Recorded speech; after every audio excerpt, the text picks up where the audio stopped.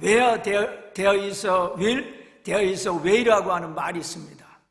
will이 있는 곳에 반드시 way가 있다는 것입니다. 성경에도 꿈이 없는 백성은 망한다고 그랬습니다. 우리 삶에 힘을 주고 보람을 주고 의미를 부여하고 희망을 주는 것이 무엇입니까? 이상이요, 목표요, 꿈이요, 소원입니다. 이거를 이루기 위하여 거기에 힘을 집중시켜야만 됩니다. 승리와 성취는 끊임없이 노력하는 사람의 것입니다. 성공은 집념의 산물입니다. 그러기 위해서 필요한 것이 믿음입니다. 간절한 소원을 가졌으면 그 소원이 반드시 이루어진다는 믿음이 있어야만 됩니다. 우리가 세상을 살아가는데 믿음이 꼭 필요합니다.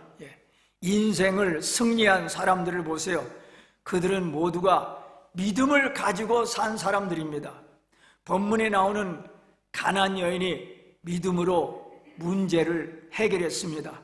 그러면 이 여인이 가졌던 믿음이 무엇인지 한번 알아보겠습니다. 첫째로, 이 여인은 예수님을 100% 믿었습니다. 예수님의 무엇을 100% 믿었다는 것입니까? 이 여인은 걸어가시는 예수님을 향하여 큰 소리로 다윗의 자손이여 하고 외쳤습니다. 이 뜻은 예수님은 인류의 구세주라고 하는 뜻입니다. 메시아라고 하는 것입니다.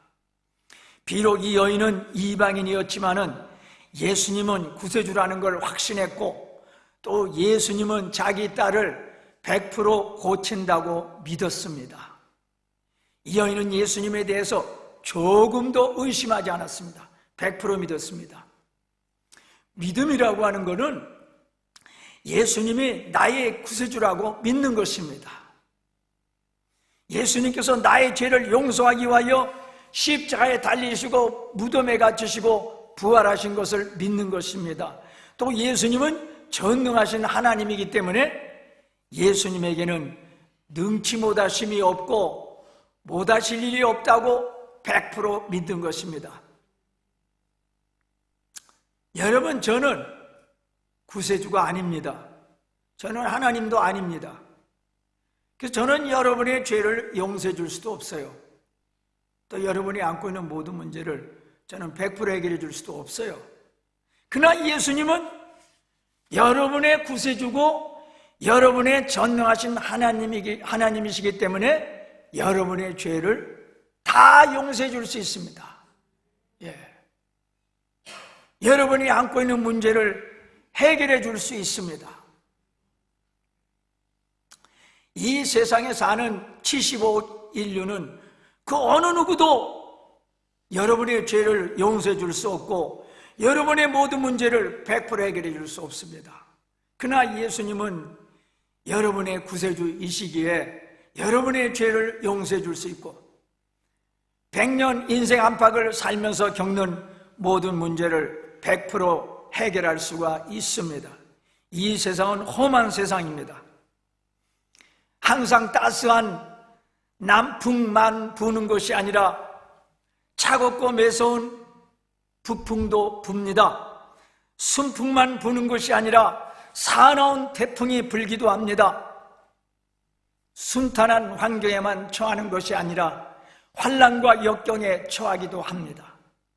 이런 환경에 봉착하면은 내 힘으로 해결할 수 없는 많은 문제들 때문에 괴로워합니다. 그러나 우리 이럴 때 항상 우리의 구세주요, 우리의 전능하신 하나님을 생각해야만 됩니다. 우리 예수님을 의지하고 예수님을 믿어야 됩니다. 나는 못하지만 주님은 하신다. 주님은 할 수 있다. 주님은 해결할 수 있다. 나에게는 주님이 계시다. 이렇게 믿어야만 됩니다. 주님께서 마가복음 9장 23절에 말씀하기를 할 수 있거든이 무슨 말이냐? 믿는 자에게는 능치 못하심이 없느니라.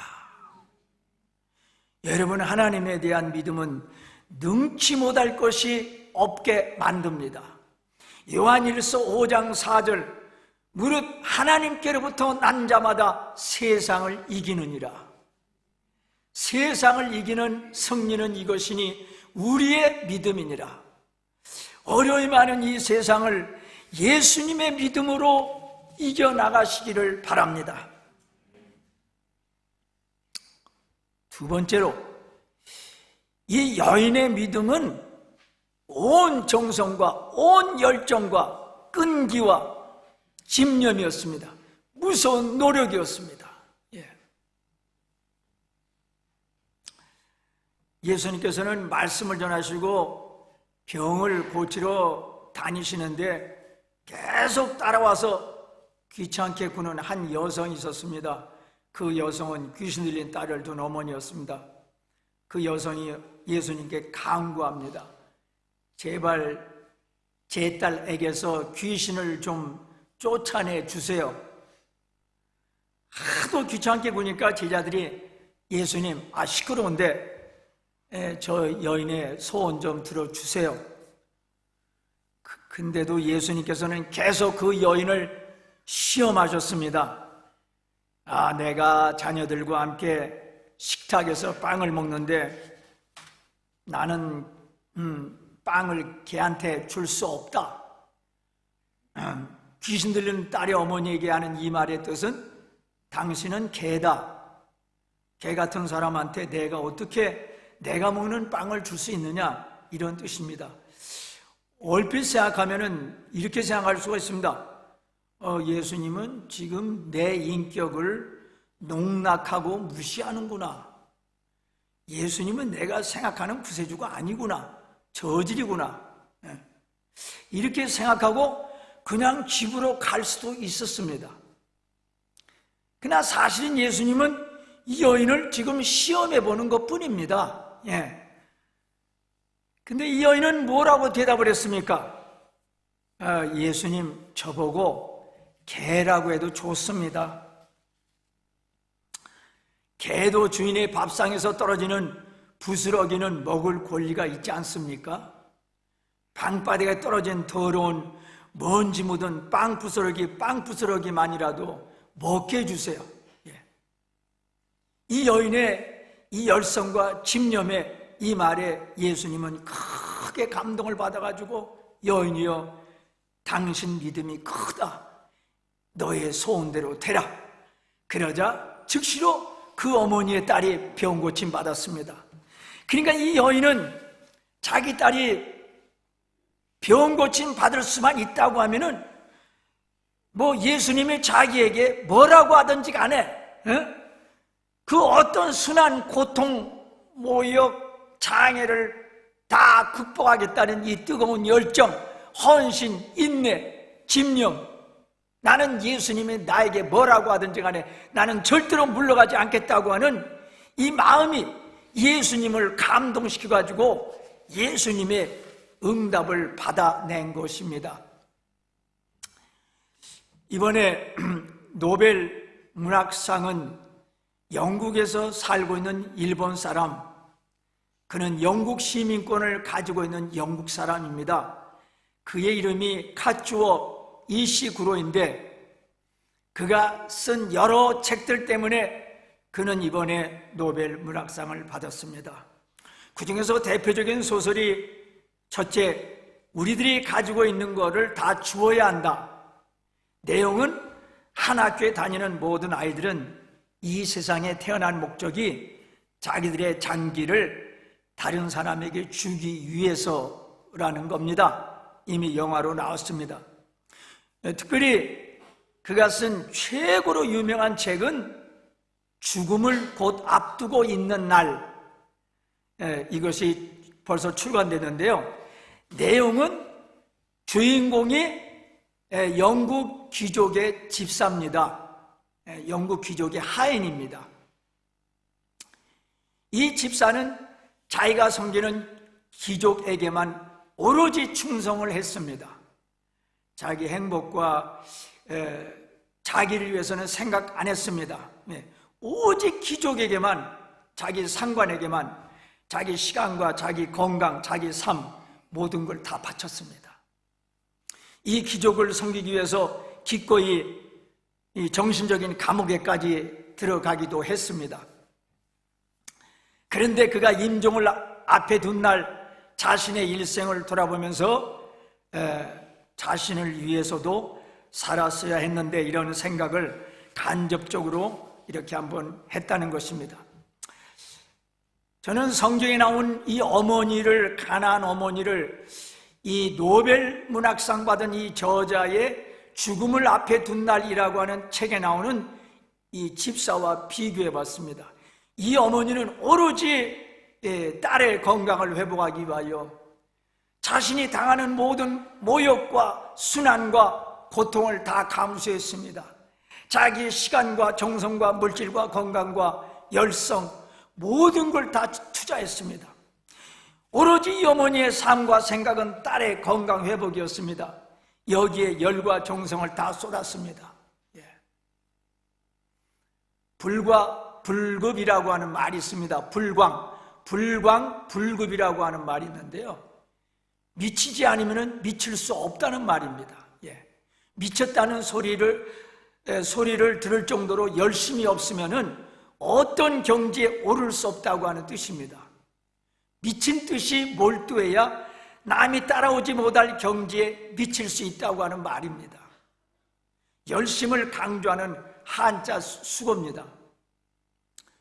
열심을 내지 않는 사람이 자기가 추구한 분야에서 성공했다는 소리를 들어본 일이 있습니까? 성공했다는 사람을 보면 모두가 자기가 이루고자 한 분야에서 미쳤다는 말을 들을 정도로 열심을 낸 결과였습니다.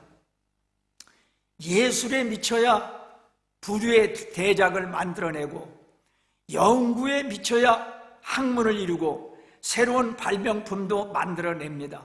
산에 미친 사람이 고산을 정복하고 정상에 우뚝 설 수 있습니다. 성공과 승리는 열심 있는 자가 차지할 몫입니다. 물론 세상에서 열심을 냈는데도 성공하지 못한 사람도 있습니다.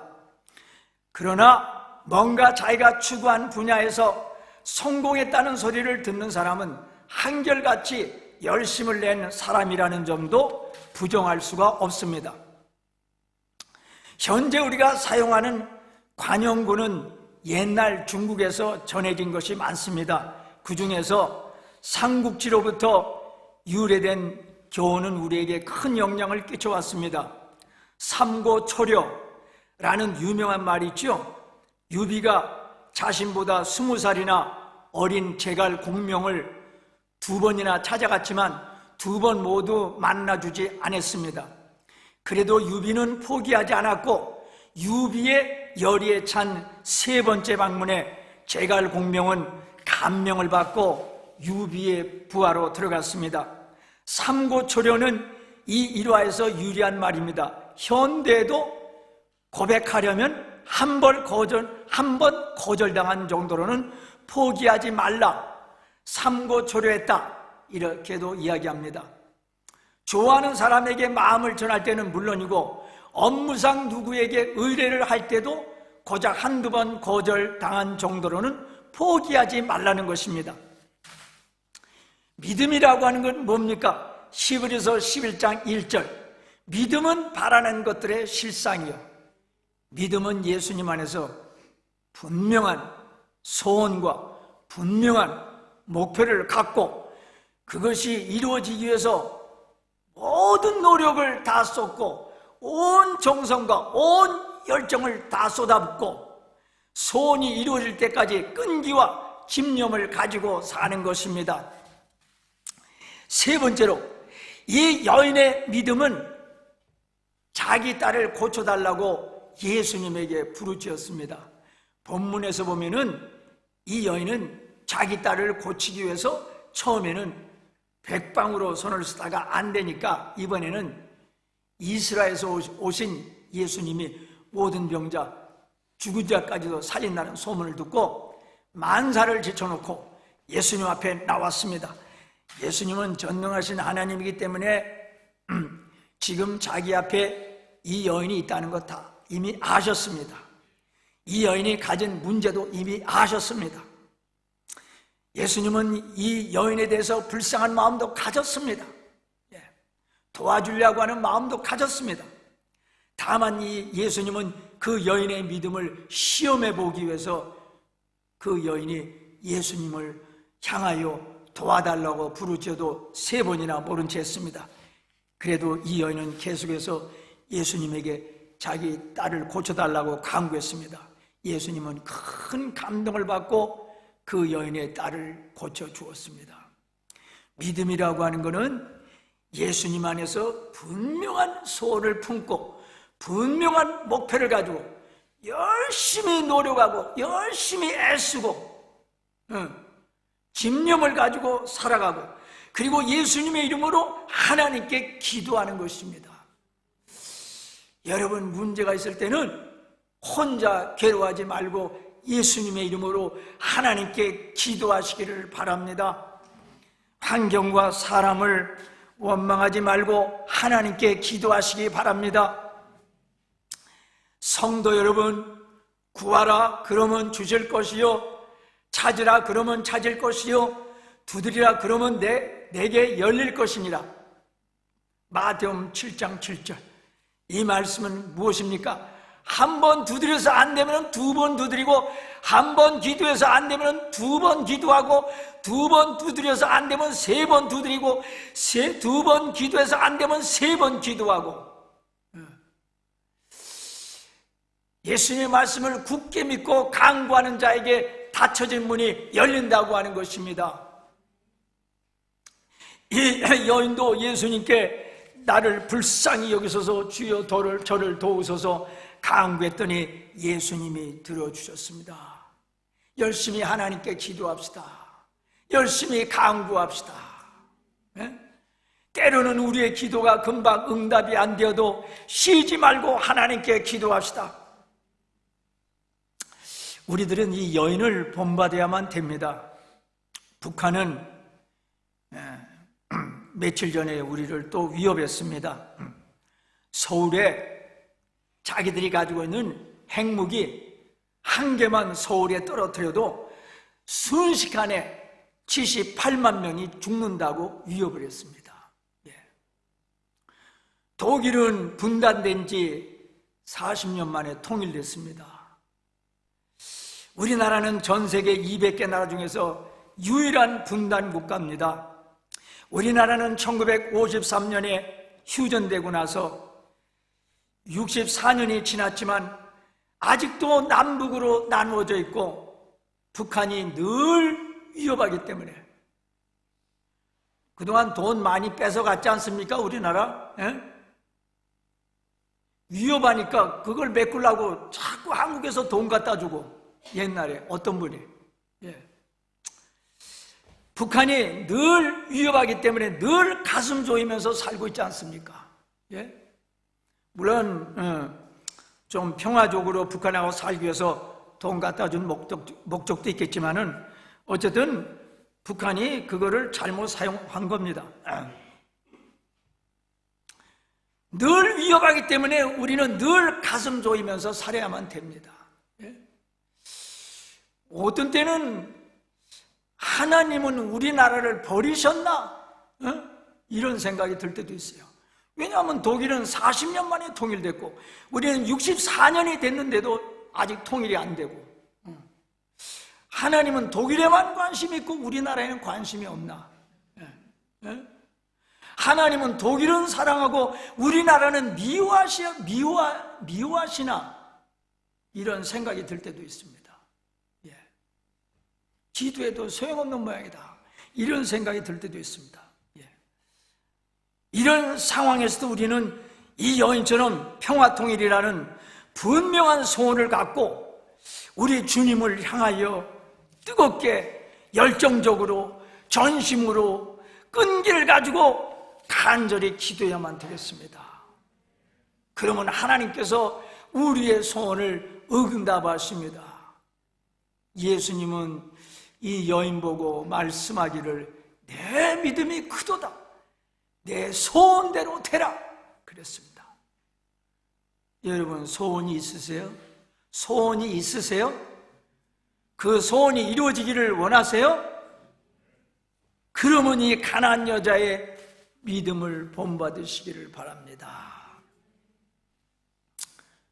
예수님께서 이 여인 보고 내 믿음이 크도다. 이 여인이 가졌던 큰 믿음이 뭡니까? 첫째, 예수님은 할 수 있다, 그렇게 믿었습니다. 나는 못하지만 예수님은 할 수 있다고 믿으세요.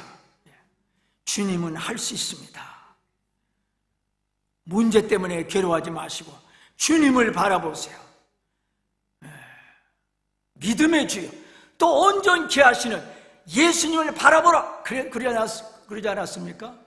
문제만 바라보지 말고, 문제와 바라보지 말고 주님을 바라보십시오. 주님은 할 수 있습니다.